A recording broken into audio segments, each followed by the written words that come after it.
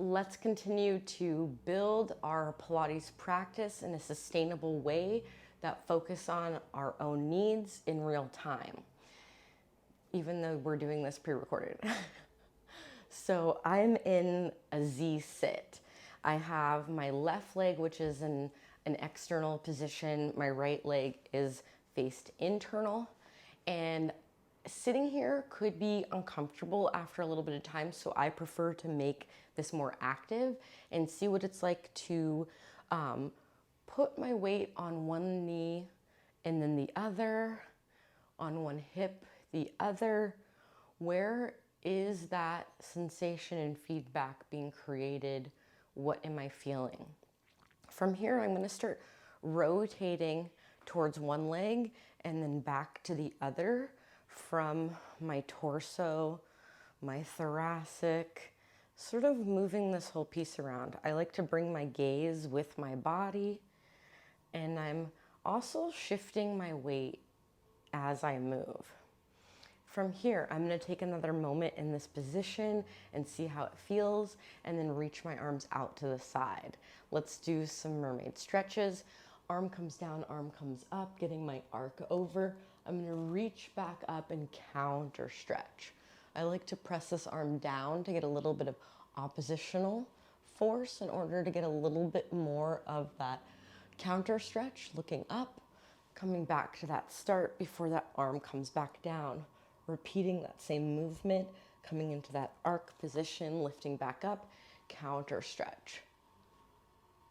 And again, arms reach out, arm comes down, reaching back up, counter stretch. Notice where this is for you. Is the stretch here? Is it here? Where are you feeling this in your body?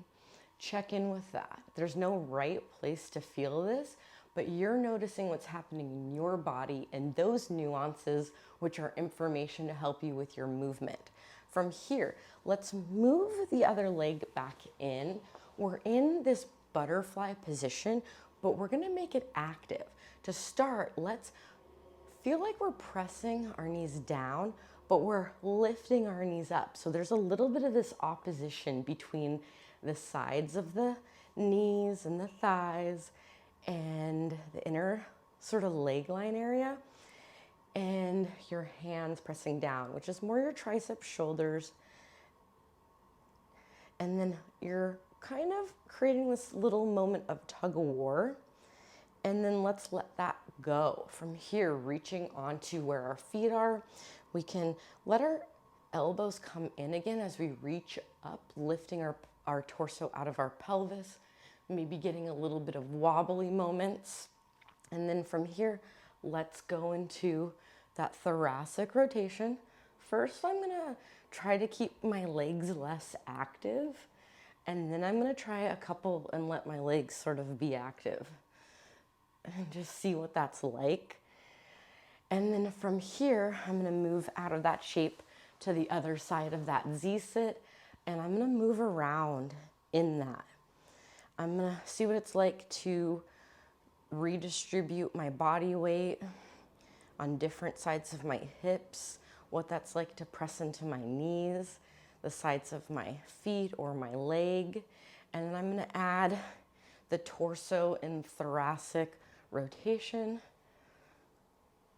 and back and forth. And maybe one more. And then lifting the arms out to the side. Reaching one arm down, arcing over, taking an inhale, exhale, lifting back up through center, counter stretching.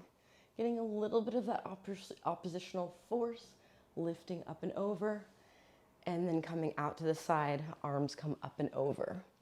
Going into that side bend before lifting up into your counter stretch. Where do you feel that? Where in the body? Checking in with those nuances before coming back over one more time, lifting up through center. From here, let's move into an all fours position and check in with our sternum drops. So I have my knees underneath my hips, and I like to put and redistribute weight throughout my front of my shin and the top of my feet. And then I have my whole palm and hands connected, even gripping down into my fingertips a little bit. From here, I like to check in with a couple cat-cows, moving between my range of motion, checking in with what that comfortable range of motion is for me today. And then I'm finding my in-between. After I'm in this in-between moment, I'm going to lower my sternum to the ground as my shoulder blades come together. And then I'm pressing to the ground. Shoulders are wrapping around. And then I'm lowering back down again. And lift. What is this like for you? How does the tracking feel? Are there any micro adjustments that can be made? Check in with your gaze. And are you feeling any interesting tracking, or has there been any interesting even sounds? I had a little bit of popping, but there's no pain associated with it. It actually kind of felt nice. A little internal adjustment of some kind. And then from here, we're gonna walk out into our plank, but we're not staying in this plank. We're going into a walking plank and walking right back out. Let's bring our right toes tucked under, leg is long, reaching through that heel. Other leg comes to meet, and then right when it lifts up, we bring the other knee down, other knee comes to meet it. And again, left leg goes back, lift up the right, left leg comes down, right comes down. Let's do that again. Let's start with the right, then left comes up, right comes down, left comes down. One more time, going the opposite. Left starts, then right, left comes down, then right. Wonderful. So let's check in with this other version real quick. So let's tuck the toes under of the right leg again, and let's tuck the toes under of the bent knee in front. From here, let's lift up the whole piece, maybe even rounding for a moment, and then come back down. Let's switch. Tuck the toes under, lift, and lower. If you'd like to, let's do one more in each. And switch. And coming back down. From here, we're gonna work our way to a laying down position and do a couple more things. So let's start in that Z position again and lower ourselves down and then roll onto our back. Let's do a couple rounds of knee stirs. To start, let's take an inhale to prepare. Exhale, reach that leg out. Inhaling, we're gonna rotate this leg as we inhale the knee out to the side, sort of in that butterfly stretch position. And then we're gonna exhale, bring that knee up. And again, inhale, prepare. Exhale, reach, sliding that heel out. Inhaling, come to the side. Exhale, back in. Last one, inhaling out. Exhale to the side and inhaling back in. So we changed up the breath a little bit on that last one. Let's go back to that starting breath pattern. So we inhale, prepared. Exhale, reach the other leg out. Inhale, slide it to the side in that butterfly position, and then exhale, lifting up. Inhale, prepare. Exhaling out. Inhaling to side. Exhaling back up. And again, inhaling to prepare, exhale out, inhaling to side, and then exhale back up. Switch that breath, inhaling out, exhale to side, inhaling back up. From here, let's move into a couple skull clocks and mobilize our head and neck a little bit, staying active while we're in this position on the ground. With our nose, let's draw a couple circles, tucking that chin for a moment before lowering that ear to the side and lifting up and going to the other side. After a couple in this direction, let's go in the other direction. Noticing what you feel as you move. Let's bring our gaze back up. We'll move side to side and then up and down. From here, let's face the other way, lowering our knees to one side. We're gonna bring our arms down to that side and press ourselves back up, and then coming back forward again.